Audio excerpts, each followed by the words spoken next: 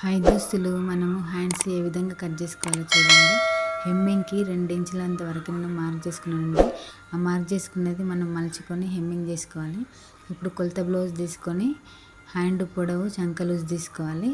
Correct hand పొడవు ఎంత ఉందో అంత దానికంటే ఒక 1/4 ఇంచ్ ఎక్కువగా నేను మార్క్ చేసుకున్నాను. మళ్ళీ చంక లూజ్ ఎంత ఉందో అంతవరకు మళ్ళీ మార్క్ చేసుకున్నాను. చూడండి, నాకు చంక లూజు 6.5 వచ్చిందండి. 6.5లో సగము 3 పెట్టి నేను 3 వరకు మళ్ళీ టేపు సగం వరకు తీసుకొని అక్కడ మార్క్ చేసుకుంటున్నాను.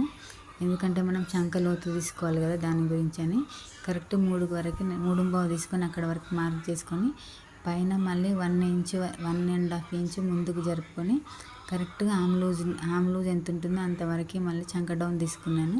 కరెక్ట్ ఇందాక మార్క్ చేసుకున్నాం కదా, హాఫ్ 6.5లో 3.5 పెట్టుకున్నాం కదా, అక్కడ నుంచి 1 ఇంచ్ పైకి చంకలోతు కూడా మార్క్ చేసుకున్నాను.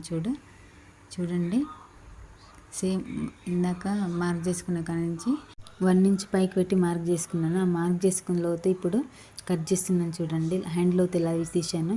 హ్యాండ్ లోతు తీసినప్పుడు షేప్ మనకి ఈ విధంగా రావాలండి. క్లాత్ ఈ విధంగా వస్తేనే హ్యాండ్ లోతు కరెక్ట్ పర్ఫెక్ట్గా వచ్చినట్టు. హ్యాండ్లో తీసిన దగ్గర చిన్న మార్క్ పెట్టుకోవాలి. మనం ఫ్రంట్ సైడ్ వచ్చినట్టుగా చిన్న కాటు కూడా పెట్టుకోవాలి. పర్ఫెక్ట్ హ్యాండ్ లోతు కటింగ్ అండి.